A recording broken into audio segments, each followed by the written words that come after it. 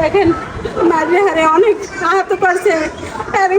এখান থেকে ঢাকা ট্রান্সফার করতে চাই, আমরা খুব সংকটে আছি, আমাদের সাহায্য করেন। এরা এরা আমাদের না মারিয়ে ফেলাইবে।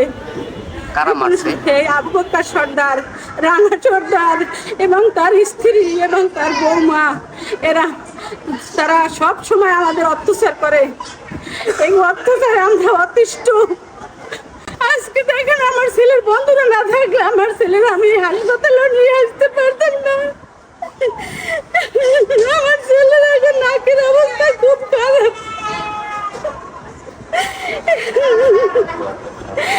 আমার মা ছেলের মাথায় সাপুল দিয়ে আঘাত করছে, নাক দিয়ে এখনো ব্লিডিং হচ্ছে, কোনো ব্লিডিং থামে না। আমরা এখন কি করবো বলতে পারি না, ঢাকায় হয়তো বা যাওয়া হইবে আমাদের। আপনাদের দেশবাসীর কাছে আমি এর সুষ্ঠু বিচার চাই। ওরা খুব অত্যাচার করে মানুষের সবাইকে, যারা আশেপাশে মানুষে আপনারা তদন্ত করে দেখেন। শুনছি যে সাব্বিরে মানে মারতে আছে, তখন আমরা গেছি ওইখানে দৌড়ে। যাওয়ার পরে দেখতেছি ওরা সবাই মিলে ওরা পিড়াইতে আছে, ঠিক আছে। একজনের দাও দিয়া মানে আঘাত করতে আছে, একজনের সাফল দিয়া, আর দুইজনের হাতে দাও ছিল। তখন যে আমি যেই ওরা জড়াই ধরছি, সাব্বিরে জড়াই দিচ্ছি। আমি যদি জড়াই না ধরতাম তাহলে আমি মাইরিয়ে ফেলাইতো একেবারে, ঠিক আছে। তো আমি জড়াই ধরছি, ওই সময় আমার উপর হামলা করছে, ঠিক আছে।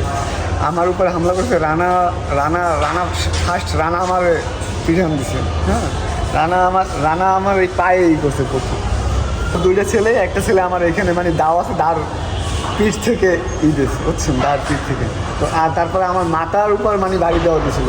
26 তো একেবারে রাস্তায় ফালানো, ঠিক আছে। তারপর আমার মাথায় আঘাত করে দিয়েছিলো সাপুল দিয়ে। আমি সেফটি করতে গেছি, আমার ফোন ছিল হাতে, ফোন পড়ে গেছে আমার। তখন এই সাফলে আর এইতে দায় এইগুলো কেটে গেছে, এগুলো হচ্ছে সাফলের দেয়, হ্যাঁ। এইখানে দুইটা সেলাই লাগবে। আমার হাতে, রানার হাতে হচ্ছে দিয়ে সাফল, আর ওর বাবার হয়তো আর ওর ছেলের হাতে দাও, বুঝছেন। তো আমি দেখতেছি, আমি ছাড়াইতে গেছি, তখন এই সাব্বিরের অবস্থা অনেক খারাপ। আমি এর সুষ্ঠু বিচার চাই, আমাকে সুষ্ঠু বিচার করবেন। আমি সরকারের কাছে সুষ্ঠু বিচার দাবি করছি, যাতে বাংলার জনগণ সুস্থ থাকতে পারে।